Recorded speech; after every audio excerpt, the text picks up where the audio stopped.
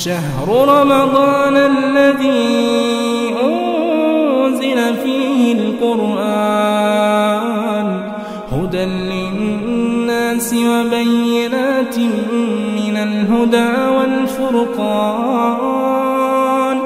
فمن شهد منكم الشهر فليصمه ومن كان مريضا أو على سفر فعدة من أيام أخر.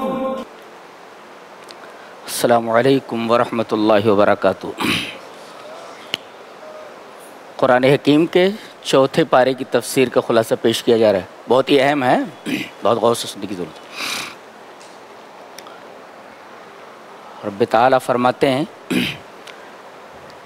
لن تنالوا البر حتى تنفقوا مما تحبون.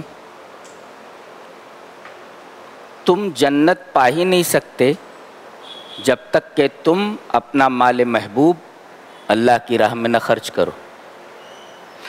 یہ در حقیقت یہودیوں پہ تعریض ہے. ان کے ہاں صرف رسمی دینداری تھی جیسے آج کل مسلمانوں میں ہے, اور جہاں رسمی دینداری ہو وہاں انفاق فی سبیل اللہ کا جذبہ نہیں پایا جاتا. اور یہودی حد درجہ بخیل واقع ہوئے تھے. وہ اللہ کی راہ میں مال محبوب تو کیا ایک دمڑی دینے کے لیے تیار نہیں تھے.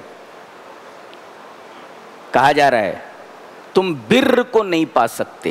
بر کا مطلب ہے, ابن عباس رضی اللہ تعالیٰ عنہ فرماتے ہیں البر الجنہ. حضرت ابن عباس نے بر کی تفسیر کیا کی ہے؟ الجنہ. یعنی تمہیں جنت مل ہی نہیں سکتی جب تک کہ تم اپنا مال محبوب اللہ کی راہ میں نہ خرچ کرو. مال محبوب کسے کہتے ہیں؟ جس مال کی طرف دل کا رجحان, دل کا میلان بہت زیادہ ہو, وہ مال محبوب ہے. اس کے بعد ان کے ایک سوال کا جواب دیا جا رہا ہے.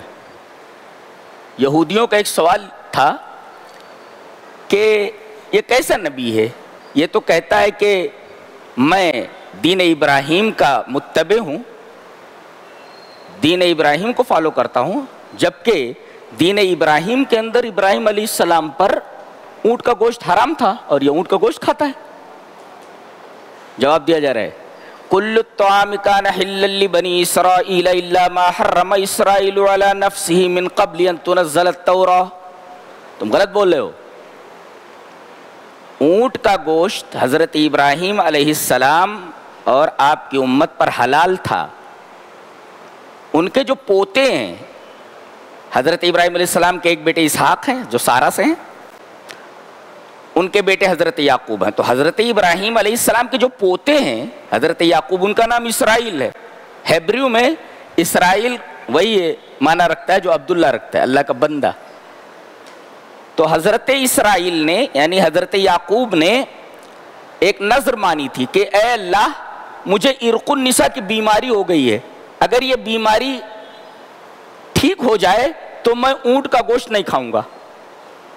تو انہوں نے اپنے اوپر حرام کر لیا تھا, اور پھر ان کی اتباع میں ان کے بچوں نے, ان کی اولاد نے اپنے اوپر اونٹ کا گوشت حرام کر لیا تھا. ابراہیم علیہ السلام کے اوپر اور ان کی امت کے اوپر اونٹ کا گوشت حرام نہیں تھا. اور یہ تورات کے نزول سے پہلے کی بات ہے. تورات کن پر نازل ہوئی؟ حضرت موسیٰ پر, جو بہت بات کے ہیں. اللہ نے فرمایا تمہارا یہ دعویٰ اگر صحیح ہے تو قل فاتوا بالتوراۃ, تورات لاؤ, فتلوہا, تلاوت کرو اس کو, ان کنتم صادقین. اگر تم سچے ہو تو دلیل لاؤ کہ حضرت ابراہیم علیہ السلام کے اوپر اونٹ کا گوشت حرام تھا. جواب میں سکوت ہے, خاموشی ہے. اس کا مطلب ان کے پاس کوئی جواب نہیں. آج کل یہی ہے, بعض علماء وہ بات کہتے ہیں جو کتاب میں نہیں ہوتی, قرآن اور حدیث میں, اور کہتے ہیں قرآن میں ہے, حدیث میں ہے. ان سے پوچھا جائے یہ بات جو تم کہہ رہے ہو قرآن میں کہاں ہے؟ لاؤ فاتوا بالقرآن, قرآن لاؤ, فتلوہا, تلاوت کرو اس کو, فتلو, تلاوت کر کے بتاؤ کہاں لکھا ہے. آج کل یہ جذبہ ہی نہیں ہے کہ مولوی جو کہے اس پر اس سے دلیل مانگو. یا مولوی نے جو کہہ دیا چپ چاپ اس کو سن لیتے ہیں اور مان لیتے ہیں, اس پر عمل کرنے لگتے ہیں. اللہ نے فرمایا یہ بات جو تم کہہ رہے ہو کہ دین ابراہیم میں حضرت ابراہیم علیہ السلام اور آپ کے فالوورز کے اوپر اونٹ کا گوشت حرام تھا. دلیل لاؤ. قل فاتوا بالتوراۃ، تورات لاؤ، دکھاؤ کہاں لکھا ہے. کہتے ہیں یہ افطرا علی اللہ ہے اور اللہ پر جھوٹ کا افطرا باندھنا ہے. اس کے بعد ایک دوسرے سوال کا جواب دیا جا رہا ہے، بہت غور سے سنو، بڑی معلوماتی چیز ہے. دوسرا سوال یہ ہے کہ یہ بیت الحرام کی طرف منہ کر کے نماز پڑھتا ہے، کعبہ کی طرف، جبکہ بیت المقدس جو سلیمان علیہ السلام نے بنایا وہ کعبہ سے افضل ہے. یہ دیکھیں یہودیوں کا سوال کیا تھا دوسرا، بیت المقدس کعبہ سے افضل ہے. اب جب کعبہ سے افضل ہے تو کعبہ کی طرف منہ کر کے یہ کیوں نماز پڑھتا ہے؟ بیت المقدس کی طرف منہ کر کے نماز پڑھنا چاہیے نا. اب جواب دیا جا رہا ہے، کیا کتاب ہے، جواب دیا جا رہا ہے ان اول بیت عزی للناس للذی ببکۃ مبارکا وہدی للعالمین. دنیا میں اس سرزمین پر سب سے پہلی جو مسجد اللہ کی عبادت کے لیے بنائی گئی کہاں ہے؟ وہ للذی ببکۃ، وہ بکہ میں ہے. اللہ تبارک و تعالیٰ نے مکہ نہیں کہا اس لیے کہ اس قریے کا نام، اس شہر کا نام بکہ تھا پہلے، تاکہ شبہ نہ ہو کہ کہیں اور ہے کعبہ. اس کا جو پرانا نام ہے بکہ، اس میں ہے یہ، یعنی مکہ میں ہے یہ. اور یہ سب سے پہلی مسجد ہے جو اللہ کی عبادت کے لیے بنائی گئی. جب سب سے پہلی مسجد یہ ہے تو افضل کون سی مسجد ہوئی؟ بیت المقدس کی کعبہ. لہذا جو سب سے پہلی مسجد اللہ کی عبادت کے لیے بنائی گئی وہ زیادہ مستحق ہے کہ اس کی طرف رک کر کے نماز پڑھی جائے. یہ ان کا جواب دیا گیا. اور پھر کعبہ کی کچھ صفتیں بیان کی گئیں. مبارکن، اللہ اکبر، یہ مسجد مبارک ہے. کیا مطلب مبارک؟ مبارک کہتے ہیں جس کے اندر برکت ہو. اور ما معنی البرکہ؟ البرکہ کثیر الخیر، کثرت الخیر و دوامہ، جس کے اندر خیر بہت زیادہ ہو اور وہ خیر مسلسل ہو. اب خیر دیکھو کتنا ہے. ابن ماجہ شریف میں صحیح حدیث ہے، حدیث نمبر 1406، 1406، 1406. اس حدیث میں موجود ہے کہ کعبہ میں ایک نماز دیگر مساجد کی نمازوں سے 1,00,000 درجہ افضل ہے. یعنی کعبہ میں پڑھی گئی ایک نماز دنیا کی دیگر مساجد میں پڑھی گئی 1,00,000 نمازوں کے برابر ہے. یعنی کعبہ میں ایک نماز 1,00,000 نماز کے برابر ہے. اللہ، یہ برکت نہیں ہے؟ کثرت الخیری، کیا خیر ہے، کیا بولے، ایک نماز 1,00,000 نماز کے برابر. اللہ، یہ خیر ہے، مبارک، برکت ہی برکت ہے. ایک وقت کی نماز پڑھ لیے 1,00,000 نماز کے برابر آپ کو ثواب مل گیا. ایک برکت تو یہ ہے. دوسری برکت، فلم یرفس، حج کے لیے جو گیا، ولم یفسق، رجا کیوم ولدتہ امہ. اگر حج کرنے کے لیے کوئی گیا اور 3 کام کر لیے، ایک تو رفس نہیں کیا. رفس کا مطلب ہوتا ہے شہوانی تذکرے، جس سے جنسی جذبات بھڑکتے ہیں، اس کو کہتے ہیں رفس، عورتوں وغیرہ کی باتیں. تو یہ جو شہوانی تذکرے ہیں، ولگر قسم کی باتیں، اس سے بچا. اور فسوق، اللہ نے جن جن چیزوں کے کرنے سے منع کیا ہے ان کو نہیں کیا، یعنی کوئی معصیت نہیں کی، کوئی برائی نہیں کی. اور تیسرے والا جدال، جدال کا مطلب ہاتھا پائی، مار پیٹ یا زبانی حجت و تکرار. یہ 3 چیزیں اگر نہیں کی، رفس نہیں کیا، فسوق نہیں کیا اور جدال نہیں کیا، تو رجا کیوم ولدتہ امہ، اس طرح لوٹ کر آئے گا جیسے ایک بچہ جس دن پیدا ہوتا ہے معصوم ہوتا ہے، کوئی گناہ نہیں ہوتا اس کے اوپر. ایسے ہی اس حاجی کا معاملہ ہے کہ اس کے اوپر کوئی گناہ نہیں رہ جاتا ہے. یہ برکت نہیں تو کیا ہے؟ ایک حج کے اندر پوری زندگی کا گناہ معاف کر دیا گیا، پوری زندگی کے گناہ معاف کر دیے گئے. یہ بہت بڑی برکت ہے. اور آب زمزم کو دیکھو، اللہ اکبر، 25-30 لاکھ حاجی جاتے ہیں، اپنا احرام بھی دھلتے ہیں، پیتے ہیں، بھر بھر کر کے لاتے ہیں۔ وہ کیسا کنواں ہے؟ ارے ندی سوکھ جائے، وہ کنواں ہے، اطراف میں کہیں ندی نہیں ہے، کہیں سمندر نہیں ہے، کنواں ہے کہ اس کا پانی ختم ہونے کا نام نہیں لے رہا ہے۔ یہ کثرت الخیر نہیں ہے، برکت نہیں ہے۔ ایک اور برکت کہ اس پانی کے اندر، دنیا کا یہ واحد پانی ہے جو پانی بھی اور کھانا بھی ہے۔ جی ابو ذر غفاری اسلام قبول کرنے کے لیے آئے تھے، وہ اپنے آپ کو ظاہر نہ کرنا چاہتے تھے مکہ میں، اسی پانی کے اوپر 1 ہفتے تک تھے، یہ پانی پی لیتے تھے۔ یہ پانی بھی اور کھانا بھی ہے، یہ دنیا کا واحد پانی۔ اور غالباً ابھی سائنسدانوں نے تحقیق کر کے بتایا ہے کہ اگر تھوڑا سا پانی دوسرے پانی میں ملا دیا جائے تو پورا پانی وہ آب زمزم کے حکم میں ہو جاتا ہے، پورا آب زمزم ہو جاتا ہے۔ کثرت الخیر، مبارک، اللہ اکبر۔ تو یہ مسجد بڑی مبارک ہے اور یہ شہر بڑا مبارک ہے۔ اور وَهُدًى لِّلْعَالَمِينَ، اور عالمین کے لیے ہدایت ہے، لِأَنَّهُ قِبْلَةُ الْمُؤْمِنِينَ، اس لیے کہ یہ مسجد تمام مومنوں کا قبلہ ہے۔ 5 وقت کی نمازوں میں ہم کعبہ کی طرف منہ کر کے نماز پڑھتے ہیں، تو یہ ہدی للعالمین نہیں ہے، پوری دنیا کے لیے ہدایت، پوری دنیا کے لیے رہنمائی۔ یہ دیکھیے اس کے بعد کہا گیا فیہ آیات بینات مقام ابراہیم، اس میں واضح نشانیاں ہیں اور ان واضح نشانیوں میں سے ایک مقام ابراہیم ہے۔ مقام ابراہیم کس کو بولتے ہیں؟ مقام ابراہیم اس پتھر کا نام ہے کہ جب حضرت ابراہیم علیہ السلام اپنے بیٹے اسماعیل کے ساتھ کعبہ کی دیواریں اونچی کر رہے تھے، تو جس پتھر کے اوپر آپ پیر رکھ کر دیوار اونچی کر رہے تھے، اس پتھر کے اوپر آپ کے پیروں کے نشان پڑ گئے تھے۔ اللہ، کہتے ہیں کہ وہ پتھر اٹھتا جاتا تھا اور جیسے دیوار ختم ہوئی، جیسے نیچے آئے تو پیروں کے پورے نشانات اس کے اوپر آ گئے۔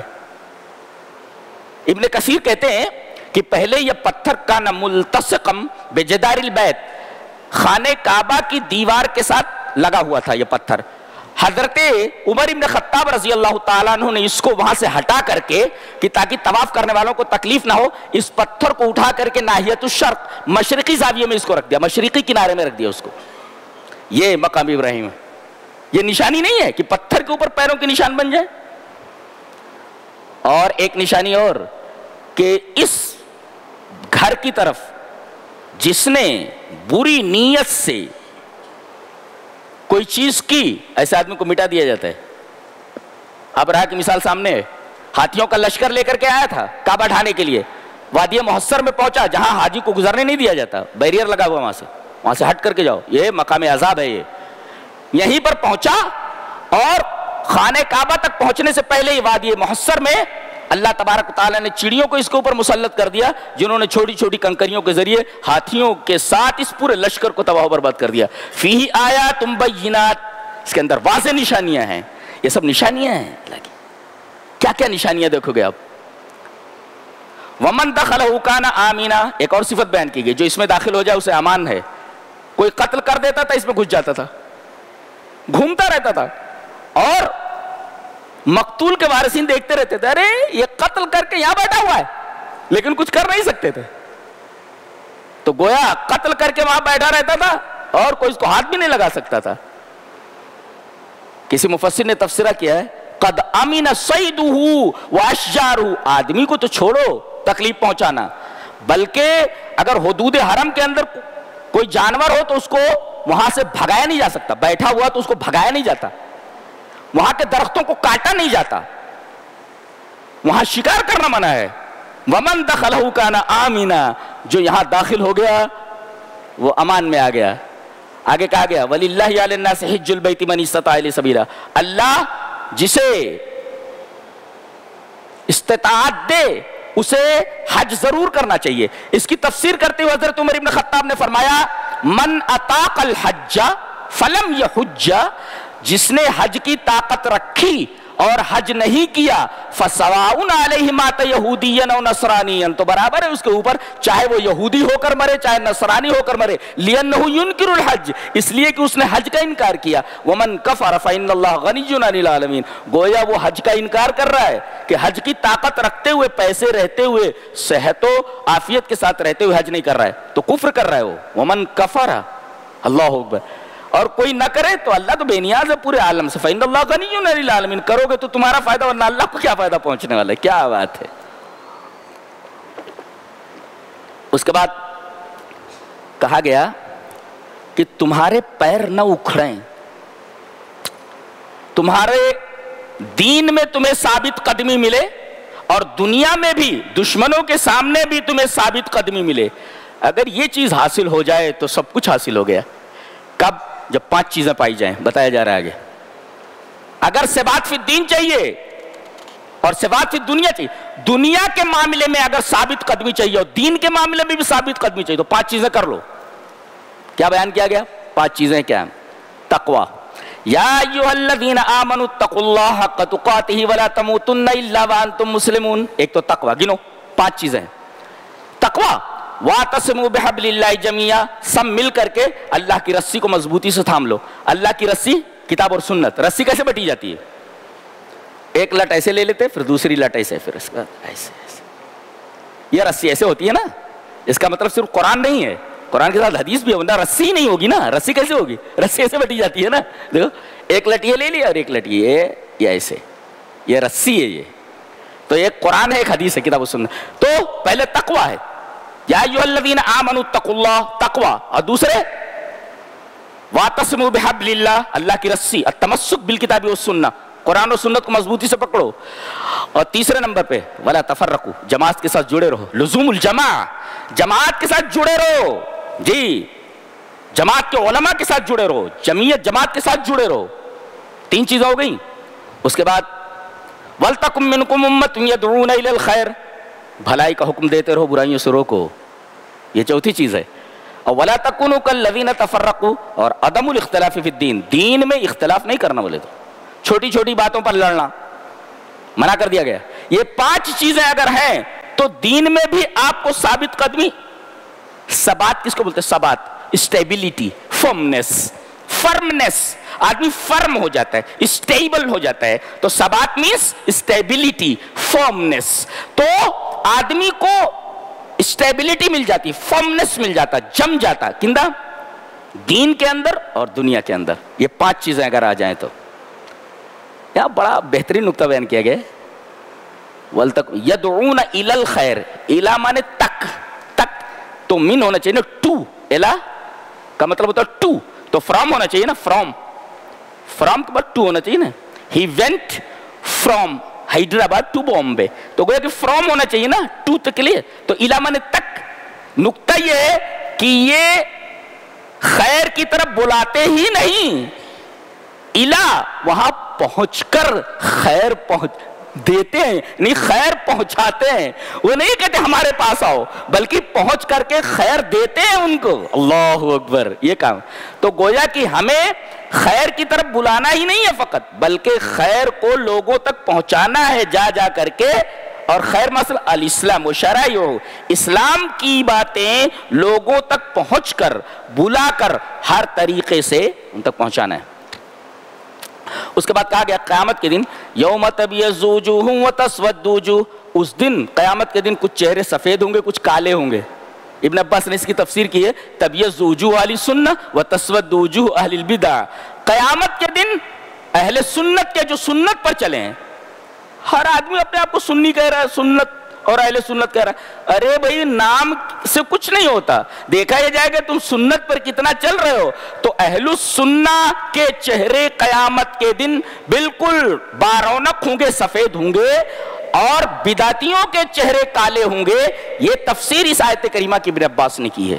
اللہ۔ اس کے بعد کہا گیا تلک امۃ قد، کہا گیا کنتم خیر امۃ اخرجت للناس، تم ایسی امت ہو، تم کو لوگوں کے لیے برپا کیا گیا ہے، نکالا گیا ہے۔ الناس مطلب مسلمون، کافر۔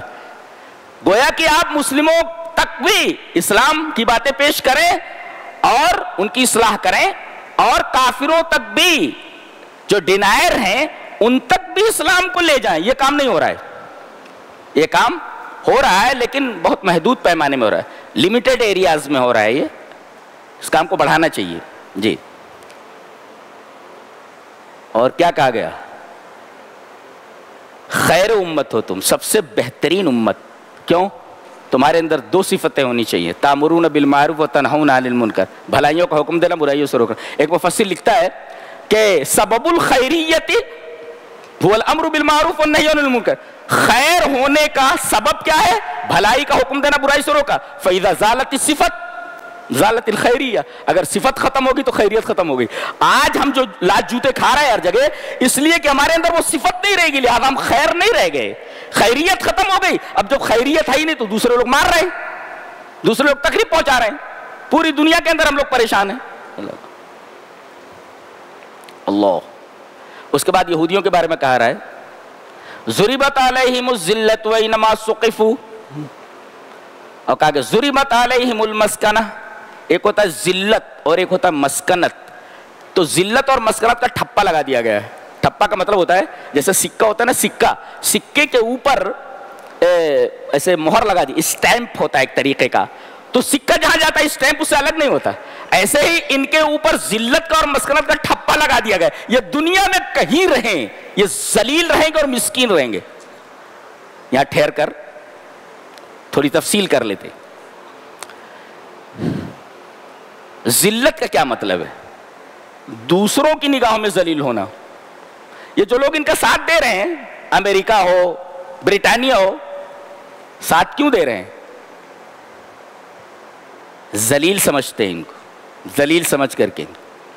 اور مسکین کس کو بولتے ہیں؟ جو اپنی نگاہوں میں ذلیل ہو جائے. جو دوسروں کی نگاہوں میں ذلیل ہو جائے وہ ذلت والا ہے، اور جو اپنی نگاہوں میں ذلیل ہو جائے وہ مسکنت والا ہے. تو مسکنت کا بھی ٹپا لگا ہوا ہے اور ذلت کا بھی. ابن عثیمین رحمہ اللہ نے اس کی کیا تفسیر کی ہے؟ لیس عندہم شجاع، ان کے اندر شجاعت نہیں، بہادری نہیں ہے. ہاں بہادری ہے یہ نہیں ہے ان کے اندر. اب آپ کہیں گے بہادری ہے، دوسرے لوگ ان کا ساتھ دے رہے ہیں. قرآن میں الا بحبل من الناس، اگر لوگوں کی رسی پکڑ لیں تو تھوڑی دیر کے لیے بہادر بن جائیں گے.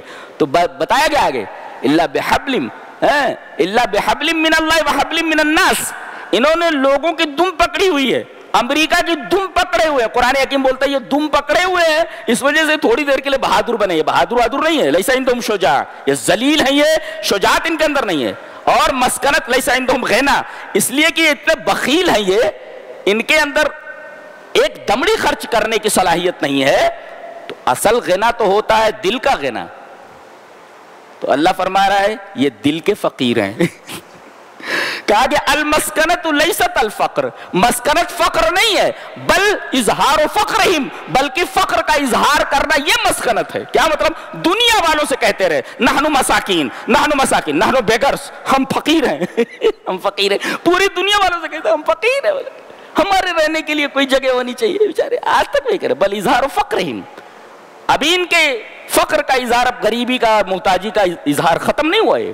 یہ محتاج آج بھی کہتے ہیں نحن مساکین، مسکین ہے، پوری دنیا ہمیں مار رہی ہے، پوری دنیا ہمیں ستا رہی ہے. ایسے تو گویا کہ مال تو بہت ہے، لیکن مال ہونے سے کیا ہوتا ہے اگر دل فقیر ہو تو گویا کہ مال ان کے پاس ہے مگر دل فقیر ہے. تو وہ شخص جس کے پاس مال بہت ہو مگر دل فقیر ہو، اس سے بڑا فقیر دنیا میں کوئی ہے ہی نہیں. قرآن بولتا ہے. کیسی کتاب ہے، سبحان اللہ و بحمدہ. بھرا پڑا ہو مال مگر اللہ کی راہ میں خرچ نہ کرے، دل کا فقیر ہو، تو اس سے بڑا فقیر، اس سے بڑا پھٹیچر کون ہو سکتا ہے کہ بھرا پڑا ہے اور 1 روپیہ اللہ کی راہ میں دینے کے لیے تیار نہیں ہے. گویا کہ اصل غنا جو ہے دل کا غنا ہے، اصل امیری دل کی امیری ہے. بھرا پڑا رہے 1 روپیہ اللہ کی راہ میں نہ دے تو اس سے بڑا غریب، اس سے ذرا پھٹیچر اور اس سے زیادہ ڈیڈ بیٹ اور اس میں بڑا بیگر کوئی ہے ہی نہیں.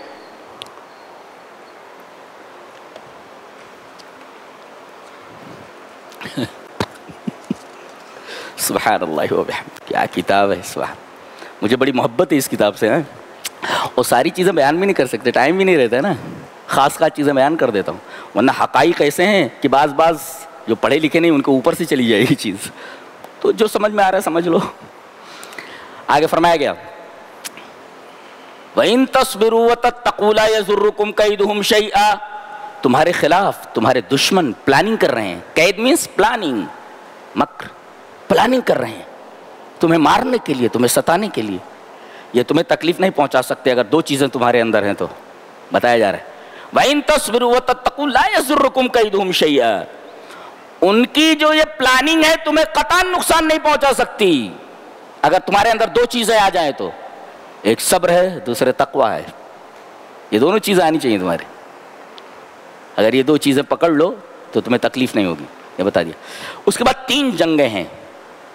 2 جنگوں کا تذکرہ یہاں ہے، تیسری جنگ کا تذکرہ 10ویں پارے میں ہے. ایک ہے بدر اور ایک ہے احد اور ایک ہے حنین. اللہ، بدر میں جیت گئے، 313 تھے، 1000 کے اوپر بھاری پڑے. جنگ احد کے اندر ہار گئے، پہلے جیت گئے تو بعد میں ہار پانسا پلٹ گیا اور تقریباً 70 صحابہ مارے گئے. اللہ، جنگ احد کے. اور جنگ حنین کے اندر پہلے ہار گئے، یہاں پہلے جیت گئے تھے پھر ہارے، اور وہاں پہلے ہار گئے پھر جیتے. سمجھ میں آیا؟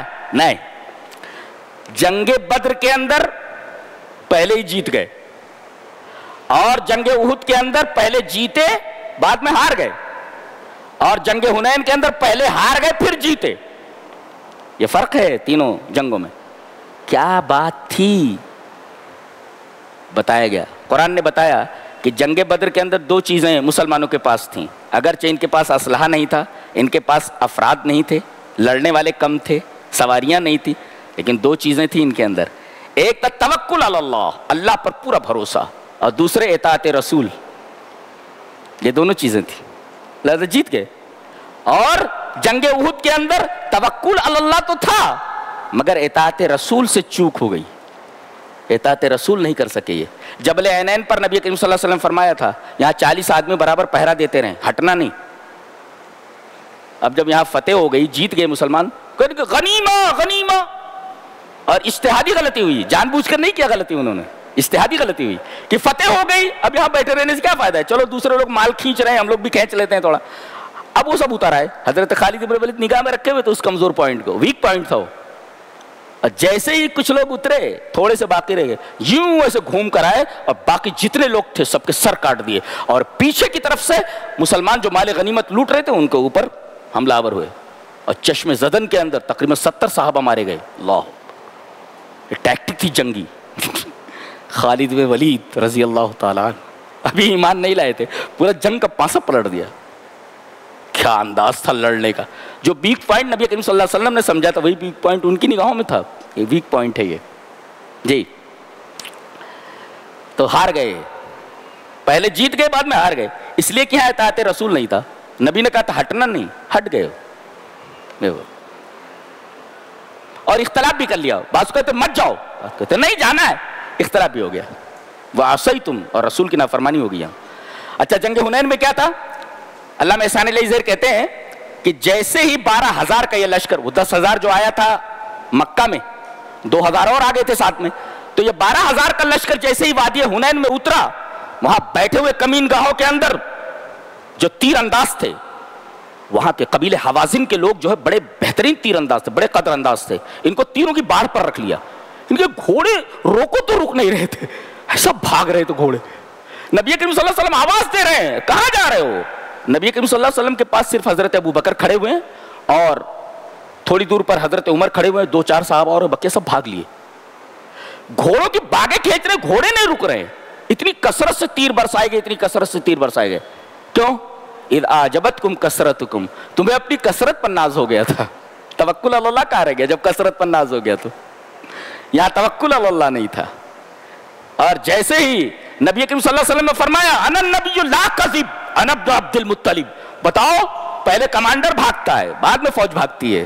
یہاں فوج بھاگ گئی، کمانڈر میدان میں اکیلا کھڑا ہے اور کہا محمد پورے لشکر سے تنہا لڑے گا. سبحان اللہ و بحمدہ سبحان اللہ العظیم. یہ ہمارا رسول ہے، یہ ہمارا رسول ہے، جس رسول پر ہمیں فخر ہے.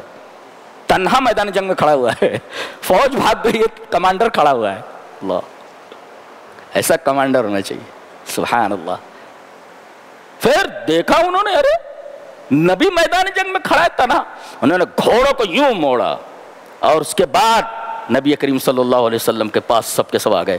نبی کریم صلی اللہ علیہ وسلم نے ارشاد فرمایا الان حمی الوتیس، اب تنور گرم ہوا ہے. اب تنور گرم ہوا ہے. تو پہلے توکل نہیں تھا، توکل جب آیا ان ہزموا، تو کفار کا لشکر ہزیمت خوردہ ہو گیا، ہار گئے وہ. تو جنگ بدر میں جیت گئے، ہارے نہیں، کیونکہ وہاں دو چیزیں تھیں، اللہ پر توکل اور دوسرے اطاعت رسول. جنگ احد کے اندر جیت کر کے ہار گئے اس لیے کہ وہاں توکل تو تھا مگر اطاعت رسول کرنے میں چک گئے.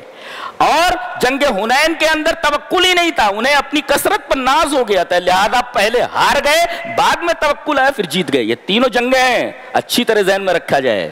جی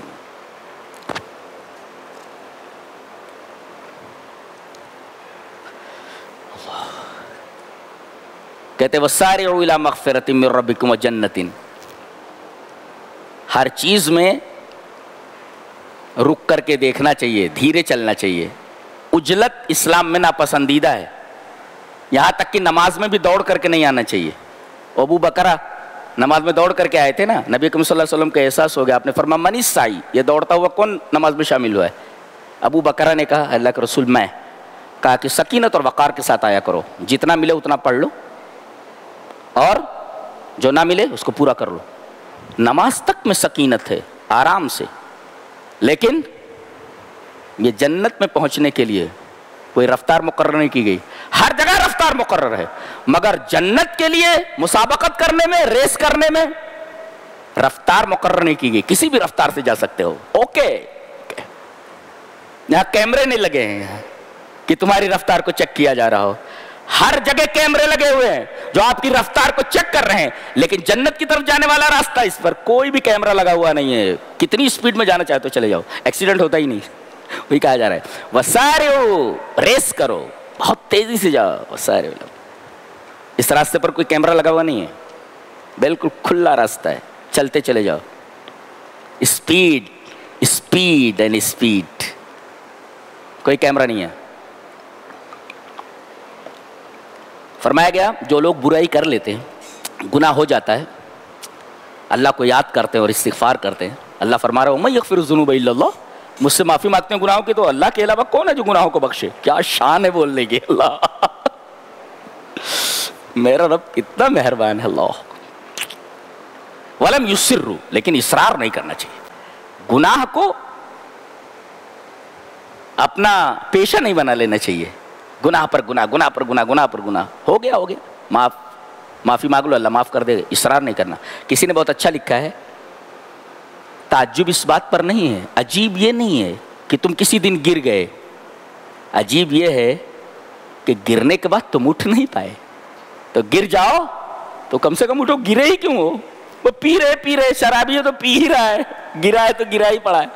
کوئی کسی برائی میں مبتلا ہے، برائی میں مبتلا ہے. تو عجیب یہ نہیں ہے کہ تم کسی دن گر گئے، عجیب یہ ہے کہ تم گرنے کے بعد اٹھے کیوں نہیں. وہ کہا جا رہے ہیں. بڑی عجیب و غریب کتاب ہے بھائی، بہت عجیب و غریب کتاب. میں اس کتاب کا 15 سال سے ریڈر ہوں. اللہ سبحان اللہ و بحمدہ، بڑی پیاری کتاب ہے. سبحان. فرمایا گیا وَلَا تَهِنُوا وَلَا تَحْزَنُوا وَأَنْتُمُ الْأَعْلَوْنَ إِن كُنتُم مُؤْمِنِينَ. غمزدہ نہ ہو، کمزور مت ہو، تم ہی سر بلند رہو گے اگر تم مومن ہو. ایک مفسر نے لکھا ہے بِقَدْرِ الْإِيمَانِ يَرْفَعُهُ اللَّهُ، جیسا ایمان آپ کرے گا اتنی بلندی آپ کو دی جائے گی، جتنا ایمان کم ہوگا اتنی آپ کو پستی دی جائے گی. تو ایمان مضبوط کرو. بِمِقْدَارِ الْإِيمَانِ يَرْفَعُهُ اللَّهُ، ایمان کے بقدر آپ کو اٹھایا جائے گا، بلند کیا جائے گا. آگے ایک بات کہی جا رہی ہے وَتِلْكَ الْأَيَّامُ نُدَاوِلُهَا بَيْنَ النَّاسِ، یہ ایام ہیں، ہم ان کو پھیرتے رہتے. آج ایک پارٹی آئی ہے، کل دوسری پارٹی آ جائے گی، آج کوئی اور ہے کل دوسرا آ جائے گا. یہ ایام ہیں جو ہم پھیرتے رہتے لوگوں کے درمیان. کتنی عجیب بات ہے. ایک مفسر کہتا ہے سنت اللہ، اس آیت کریمہ کی تفسیر میں، یہ اللہ کی سنت ہے. سیاتی یومک الجمیل حتمن، آپ کے اچھے دن آنے والے ہیں.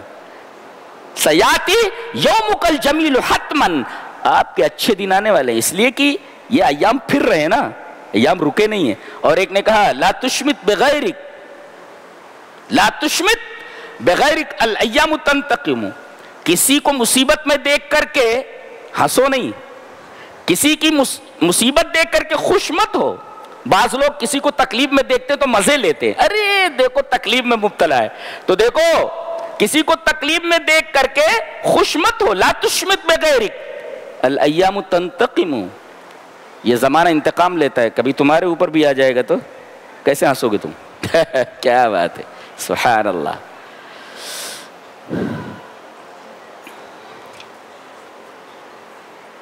اس کے بعد کہا گیا فآتاہم اللہ ثواب الدنیا, ہم نے ان کو دنیا میں بدلہ دیا, وحسن ثواب الآخرہ, اور آخرت کے ثواب کا حسن دیا. دنیا میں ثواب دیا اور آخرت میں حسن ثواب دیا.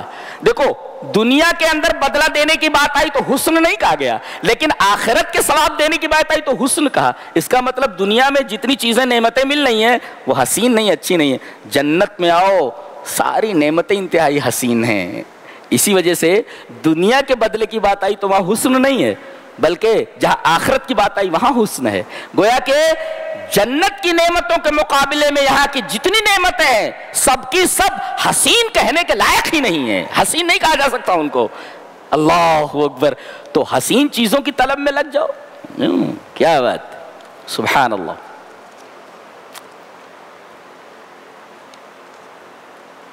فرمایا گیا یہ جو جنگ احد میں ہار ہوئی ہے, احد کا بیان چل رہا ہے, جنگ احد میں جو ہار ہوئی ہے یہ اطاعت رسول نہ ہونے کی وجہ سے, اس میں اللہ کی آزمائش تھی. اللہ فرما رہے سزا نہیں ہے. بعض لوگوں نے کہا یہ سزا ہے, بعض لوگ کہتے ہیں آزمائش ہے, دونوں مان لو. آزمائش ہے, اور اگر سزا مان لو تو سزا کیسی, جیسے ایک استاد ایک شاگرد کو دیتا ہے, جیسے ایک پولیس ایک مجرم کو دیتا ہے, ویسا نہیں, بلکہ جیسے ایک استاد ایک شاگرد کو سزا دیتا. ہوم ورک کیے, بولے نہیں کیا, وہ کہتے ہیں کہ ایک صاحب تو عمرہ کرنے گئے تھے وہیں رہ گئے, 2 سال تک رہ گیا, پکڑا نہیں گیا, متووں کی نگاہوں سے بچتا رہا ہو, اور خوب کمایا اس نے, خوب گھر بار بنوا لیا. ایک دفعہ اس کے دوستوں نے کچھ پیسہ دیا, کہا جا کر کے بازار سے سبزی لیا, 7 گھنٹے ہو گئے نہیں آیا.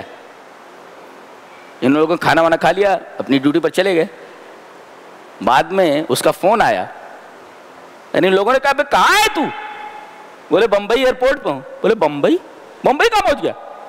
ارے بولے متووں کی نگاہ سے بچ نہیں پایا, فرسٹ فلائٹ سے بھیج دیا گیا ہے کہ کہیں یہ پھر نہ بھاگ جائے اور 2-4 سال اور رہ جائے, اس کو فرسٹ فلائٹ سے بمبئی بھیجو, اس کو راہ الى بمبئی. بولے اس کو دیکھا سبزی خرید رہا ہے, متوے سمجھ گئے, کہا تعال یا محمد,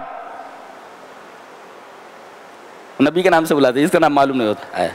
میں نقامہ, قامہ کدھر؟ بولے معافی قامہ کا, ارکب السیارہ, گاڑی میں بیٹھ, گاڑی میں بیٹھ, سیدھے ایئرپورٹ. ایسا تو یہ آزمائش ہوتی ہے, آزمائش. اللہ فرما رہا ہے فَبِمَا رَحْمَةٍ مِّنَ اللَّهِ لِنْتَ لَهُمْ, یہ اللہ کی رحمت ہے کہ آپ نرم ہیں. کہتے ہیں اللین رحمت من اللہ, اگر آدمی کی طبیعت میں نرمی ہے تو یہ اللہ کی طرف سے رحمت ہے. آپ کی طبیعت میں نرمی ہونی چاہیے, سختی ہو جائے گی لوگ بھاگ جائیں گے آپ کے پاس سے. نبی کو رحیم بتایا گیا کہ آپ رحیم ہیں, اور فرمایا گیا کہ کوئی بھی کام کر رہا ہو مشورہ کر لیا کرو, مشورے میں برکت ہے. وشاورہم فی الامر, ہمارا کام مشورے کے بغیر نہیں ہونا چاہیے, یہ بہت اہم بات ہے. ایک تو طبیعت میں نرمی ہونی چاہیے, دوسرے کوئی کام کرو تو مشورہ کر لیا کرو, برابر ہے.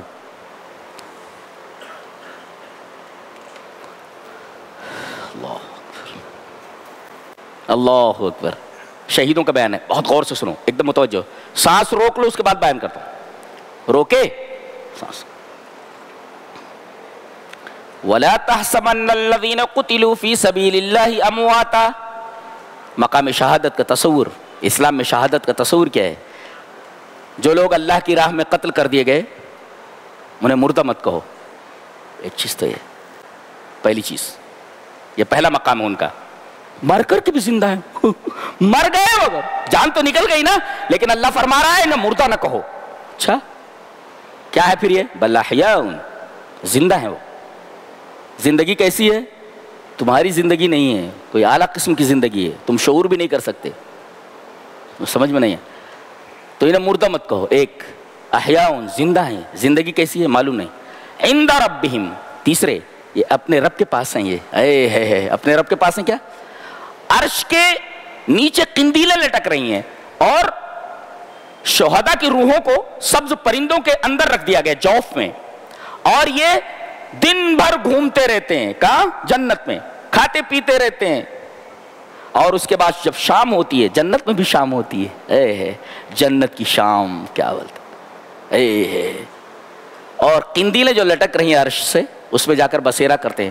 اب اللہ کا عرش ہے، نیچے قندیلیں لٹک رہی ہیں، تو عرش سے تو بالکل قریب ہے نا، عند ربہم، اللہ کے قریب ہے نا، عند رب اللہ. یرزقون، ان کو کھانا دیا جاتا ہے. اب کیسا کھانا دیا جاتا معلوم نہیں. یہ 4 صفتیں بیان کی گئی. فرحین بما آتاہم اللہ من فضلہ، یہ خوش ہے اللہ نے جو ان کو فضل دیا ہے. ایک ہوتا عدل، ایک ہوتا فضل. عدل کا مطلب جتنا کام کیا اتنی مزدوری. دن بھر کتنا طے ہوا ہے کام کا؟ کام کی مزدوری کتنی طے ہوئی؟ 100 روپے. 100 روپے دے دیں اگر تو یہ عدل ہے، اور 200 دے دیں تو یہ فضل ہے. اللہ فرما رہا ہے کہ استحقاق سے زیادہ ان کو دے دیا گیا ہے.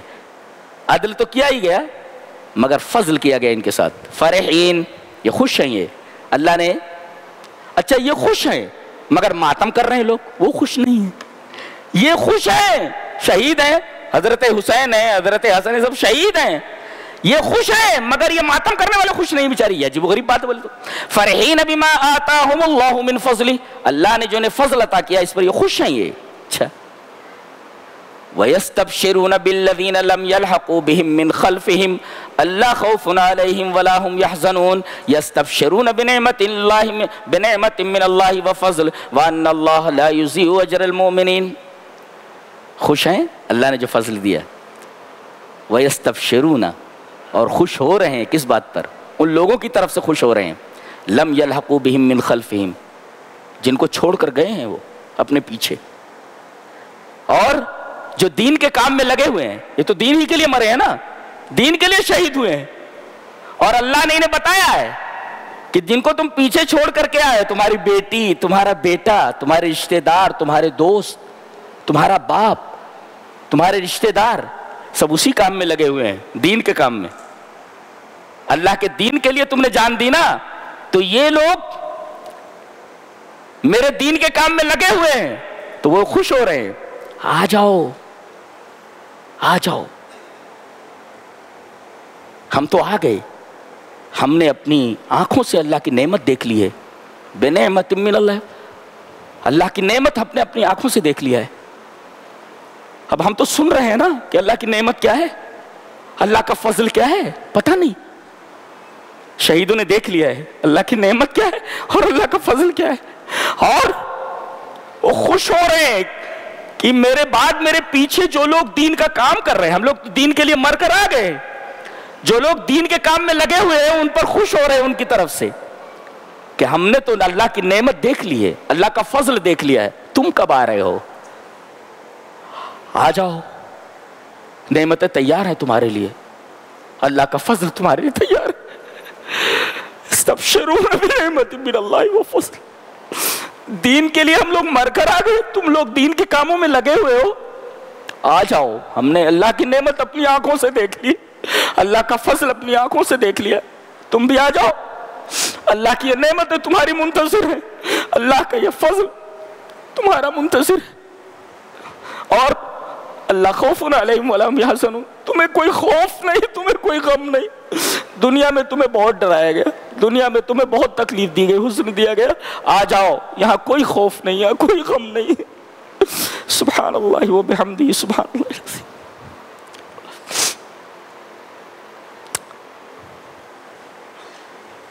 کتا بھی جی لیتا ہے، وہ بھی مر جاتا ہے. زندگی تو یہ زندگی، مرنا تو یہ مرنا ہے.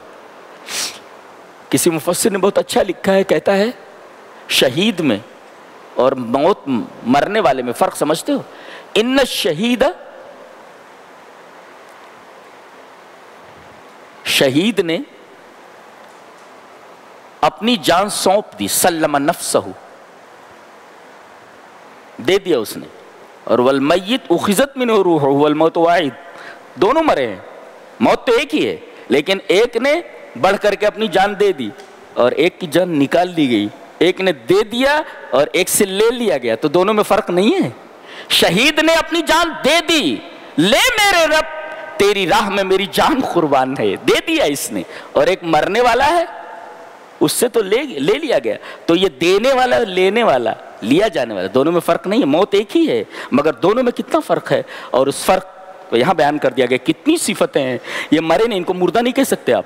دوسرے یہ زندہ ہیں، تیسرے یہ اپنے رب کے پاس ہیں، چوتھے یہ رزق پا رہے ہیں، دوسرے خوش ہیں. اللہ تعالیٰ نے بہت بڑا فضل عطا کیا ہے اور بہت خوش ہو رہے ہیں جب انہیں بتایا جا رہا ہے کہ تمہارے پیچھے جو لوگ ہیں یہ سب دین کے کام میں لگے ہوئے ہیں، تو خوش ہوتے ہیں، کہتے ہیں آ جاؤ، تم نے جو نعمتیں نہیں دیکھی ہم نے دیکھ لی ہیں، تم نے جو فضل اللہ کا دیکھا نہیں دیکھا ہے وہ ہم نے دیکھ لیا، آ جاؤ نا، نعمتیں تمہاری منتظر ہے، اللہ کا فضل تمہارا منتظر ہے. اللہ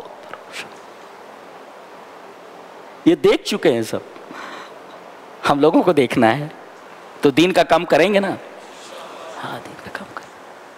بڑے عجیب لوگ ہیں یہ لوگ، بہت عجیب ہیں سب، بہت عجیب لوگ ہیں. اس کے بعد کہا یہ جا رہا ہے کہ جنگ احد کے اندر ہار گئے، ابھی زخم تازہ ہی ہے، زخمی ہیں کچھ لوگ، تھکے ہوئے ہیں. اور ایک پروپیگنڈسٹ نے، پروپیگنڈا بہت خطرناک چیز ہوتی ہے، یہ غالباً قریش مکہ نے، مکہ کے قریش کے لوگوں نے ایک آدمی کو تیار کیا تھا جس کا نام نعیم ابن مسعود الاشجعی ہے. بہت بڑا پروپیگنڈا کرنے والا تھا، جیسے آج کل ہماری یہ واہیات قسم کی میڈیا ہے غلط خبروں کو ریلیز کرنے میں، ویسے ہی تھا یہ ہماری میڈیا کی طرح، غلط میڈیا کی طرح. اس کو لگا دیا قریش مکہ اور کہا آ کر کے اس نے ان الناس قد جمعوا لكم فاخشوهم، ارے لوگ پورے ساز و سامان کے ساتھ آ رہے ہیں تمہیں صفحہ ہستی سے مٹانے کے لیے، تم بچو گے نہیں. احد میں بچ گئے نا، اب تیاری کر کے آ رہے ہیں وہ لوگ پورے ساز و سامان کے ساتھ. اللہ فرما رہا ہے فزادہم ایمانا، موت آ رہی ہے، ڈرنے کے بجائے ان کا ایمان بڑھ گیا. صحابہ کی عظمت کے لیے یہی جملہ کافی ہے. ہمیں صحابہ سے کتنی محبت کرنی چاہیے، اندازہ لگا سکتے ہیں آپ. موت کو اپنے سامنے دیکھ کر کے، موت کا نام سن کر کے کہ آ رہے ہیں تمہیں مارنے کے لیے، پوری تیاری کے ساتھ آ رہے ہیں، تو ڈرنے کے بجائے وہ کہہ رہے فخشوہم، تو ڈرو، ڈرنے کے بجائے فزادہم ایمانا، ان کا ایمان بڑھ گیا. تو ہمیں ڈرنے کی کیا ضرورت ہے؟ جب ایسی کوئی خوف کی چیز سنے تو ہمیں ڈرنا نہیں چاہیے بلکہ ہمارا ایمان بڑھ جانا چاہیے اور بولنا چاہیے حسبنا اللہ و نعم الوکیل، اللہ ہمارے لیے کافی ہے اور بہترین وکیل ہے. کہتے ہیں کہ جب حضرت ابراہیم علیہ السلام کو آگ میں ڈالا گیا، وَكَانَ آخِرُ قَوْلِ إِبْرَاهِيمَ حِينَ أُلْقِيَ فِي النَّارِ، جس وقت حضرت ابراہیم کو آگ میں ڈالا گیا ان کا آخری کلمہ یہی تھا، کیا؟ حسبی اللہ و نعم الوکیل. جب حسبی اللہ و نعم الوکیل کہہ دیا تو آگ نہیں جلا سکی، تو حسبنا اللہ و نعم الوکیل. کسی مفسر نے بہت اچھا لکھا ہے کہ اذا ارہبک الناس فردد ما قالہ محمد صلی اللہ علیہ وسلم واصحابہ حين قيل لهم ان الناس قد جمعوا لكم فاخشوهم فزادهم ایمانا فقالوا حسبنا الله ونعم الوکیل. جب تمہیں لوگ ڈرائیں، ارے تمہارے ساتھ یہ ہو جانے والا ہے، تمہارے ساتھ وہ ہو جانے والا ہے، جب تو لوگ ڈرائیں تو تم وہی کہو جو محمد صلی اللہ علیہ وسلم اور صحابہ نے کہا تھا. جب ان سے کہا گیا کہ لوگ جمع ہو رہے ہیں تم کو صفحہ ہستی سے مٹانے کے لیے، کیا کہو؟ حسبنا اللہ ونعم الوکیل. ہم کو ڈرنے کی ضرورت نہیں. کیا پیاری پیاری بات ہے، کتنی دل کو تسلی ہوتی ہے. زیادہ سے زیادہ کیا ہو سکتا ہے؟ موت آ سکتی ہے نا، موت آ سکتی. وہ تو انتظار میں ہے وہ لوگ، آؤ، تم نے نعمتیں نہیں دیکھی ہیں، کہاں پھنسے ہوئے ہو تم لوگ؟ نعمتیں ادھر ہیں. وہ کیا دنیا کی نعمت ہے جس کے اندر حسن ہے ہی نہیں؟ فآتاہم اللہ ثواب الدنیا وحسن ثواب الاخرہ. اللہ. اس کے بعد فرمایا گیا کامیابی یہ نہیں ہے کہ دنیا میں آپ کامیاب ہو جاؤ. یہاں کی ایک ٹیم جیتتی ہے بعد میں ہارتی ہے، ہار جیت کا مسئلہ لگا ہوا ہے. آج کوئی ہار گیا کوئی جیت گیا، آج کوئی فقیر ہے غنی ہو گیا. اصل ہار جیت کیا ہے؟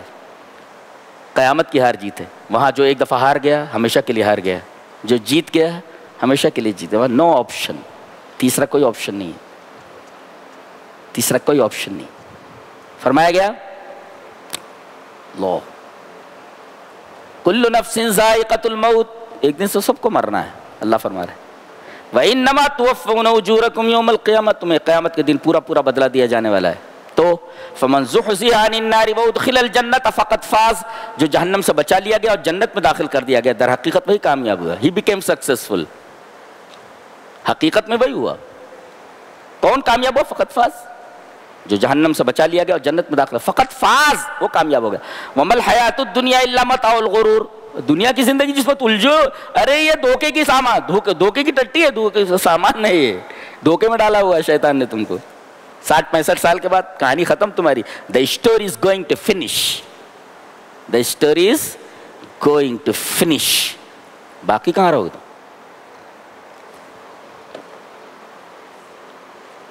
اس کے بعد سورہ نساء ہے. اس میں سب سے پہلے یتیموں کا بیان ہے. یہ سوسائٹی اور معاشرے کا سب سے کمزور طبقہ ہے. باپ نہیں ہے نا.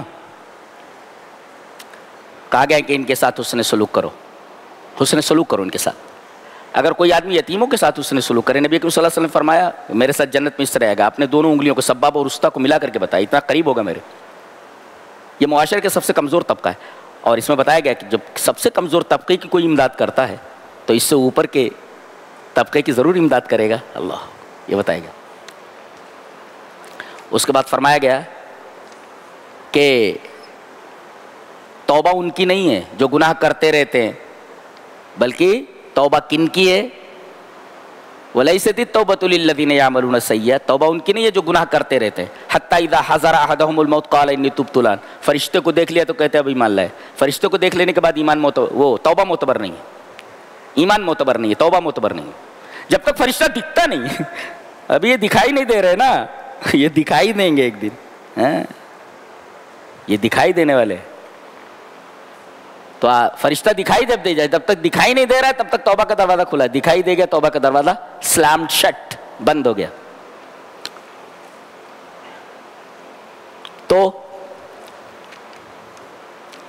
فرمایا گیا کہ انما التوبۃ علی اللہ للذین یعملون السوء بجہالۃ. نادانی سے کر لیتے ہیں کوئی گناہ، ثم یتوبون من قریب، جلد ہی توبہ کر لیتے ہیں. اس کی تفسیر کی گئی ہے کہ جلد کا کیا مراد ہے، قریب سے کیا مراد. ثم یتوبون من قریب، قریب ہی توبہ کر لیتے ہیں. حضرت ابن عمر کی روایت ہے. اب کہ انشاءاللہ جمعہ کا خطاب زندہ رہے تو توبہ کے اوپر ہے. بہت شاندار عنوان ہے، پہلے ہی پہنچ جاؤ، باہر کھڑا رہنا پڑے گا. تو ثم یتوبون من قریب، قریب ہی توبہ کر لیتے ہیں. قریب توبہ کر لینے کا کیا مطلب ہے؟ اللہ تبارک تعالیٰ توبہ کو قبول کرتا مالم یغرغر، جب تک غرغرہ نہ آ جائے. جب غرغرہ آ گیا تو اب آدمی بول نہیں سکتا، اپنے حالات کو بیان نہیں کر سکتا. اب سامنے فرشتے آ گئے سب اپنے بیان. تو غرغرہ آنے سے پہلے تک ان اللہ یقبل توبۃ العبد ما لم یغرغر، اللہ بندے کی توبہ کو قبول کرتا جب تک غرغرہ نہ آ جائے. تو غرغرہ آنے سے پہلے اگر کسی نے توبہ کر لیا، ثم یتوبون من قریب، سمجھو اس نے تاب من قریب، ان قریب اس نے توبہ کر لیا. لہذا توبہ کے بارے میں بہت محتاط رہو، بی کیئرفل اباؤٹ اٹ. اس لیے کہ کبھی بھی کوئی حادثہ ہو سکتا ہے آپ کو توبہ کی توفیق نہ ہو. لہذا ہمیشہ اللہ سے توبہ کرتے رہو. اور توبہ اللہ کو بہت پسند ہے. اس کی فضیلت کیا ہے جمعہ میں انشاءاللہ بیان. تو یہ رہا چوتھے پارے کا خلاصہ. اللہ تبارک تعالی ہمیں نیک عمل اور اچھی سمجھ کی توفیق عطا فرمائے. وآخر دعوانا الحمدللہ رب العالمین.